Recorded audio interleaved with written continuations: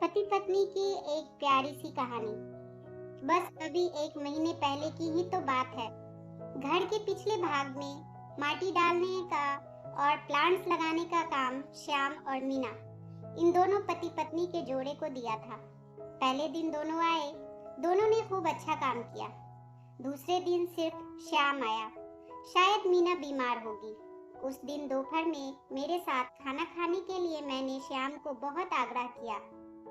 कई बार उसे कहा भी कि मेरे साथ खाना खा लो, लेकिन वो माना ही नहीं। वह बोला मीना नाराज हो जाएगी। मैंने बोला, अरे श्याम, तुम कितना डरते हो अपनी बीवी से। वह बोला, मैं नहीं डरता साहब, कद्र करता हूँ उसकी, सम्मान करता हूँ उसका। मुझे उसके शब्दों पर हंसना आ गया।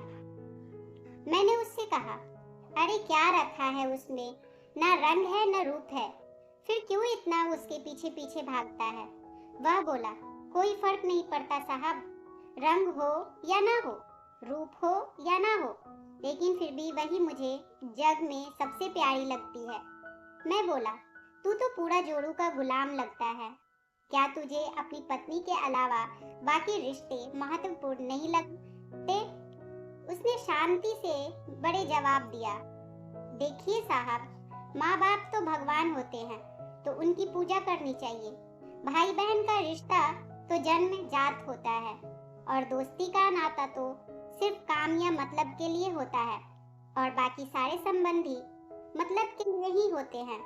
अब देखिए, जैसे कि आपका और मेरा नाता भी काम और पैसे का ही है, लेकिन साहब, पत्नी हमारी कोई नजदीकी रिश्तेदार तो होती नहीं है, फिर भी वो अपने सारे संबंधों को छोड़कर हमेशा के लिए हमारी हो जाती है, और हमारे हर सुख दुख में, हर दिन रात में, हर ऋतु में हमारा साथ देती है। आप मानो या ना मानो, पत्नी सिर्फ एक रिश्ता नहीं है, वो कई रिश्तों का भंडार है। जब हम हमारी हर इच्छा पूरी करते हैं, हमारी देखभाल करती है, हमको लाड़ लड़ाती है, तब वह किसी माँ की भूमिका निभा रही होती है। जब वह हमें अपनी वर्तमान परिस्थिति की समझ देती है, और जब हम अपनी कमाई उसके हाथों में लाकर देते हैं, तब हमें विश्वास होता है कि वह उसका सही इस्तेमाल करेगी और हमारे साथ कुछ बुरा नहीं होने देगी। तब वह बाप की भूमिका निभा रही होती है। जब हमारे बारे में चिंतित होती है, और जब वह हमें हमारी गलतियों को बताकर उसे सुधारने का मौका देती है, तब वह किसी बहन की भूमिका में होती है। जब वह हमें अपनी नई नई इच्छाएं बताती है, हमसे किसी चीज की मांग करती है, नखरे करती है, रूठती है, जिद करती है, तब वह किसी बेटी जैसी होती है। जब वह हमें कुछ नया सिखाती है, हमसे झगड़ती है, तब वह किसी दोस्त की तरह होती है। जब वह हमारे घर की और हमारे रिश्तेदारों की सबकी जिम्मेदारी अपने सर पर उठाती है, तब वह मालकिन होती है। सबसे जरूरी, जब वह सारी दुनिया को और यहाँ तक कि अपने बच्चों को छोड़कर भी जब हमारी बाहों में आती है, तो वह हमारी पत्नी, प्रेमिका, हमारी जान, हमारा स्वास्थ्य बन जाती है। अब आप ही बताइए साहब, अगर मैं उसकी इज्जत करता हूँ, उसकी कद्र करता हूँ, तो क्या मैं कोई गलत काम करता हूँ? और वैसे भी पत्नी सिर्फ अपने पति के लिए अपना घर छोड़कर अनजाने घर आती है, और बाकी के रिश्ते तो परिस्थिति के हिसाब से निभा जाती है।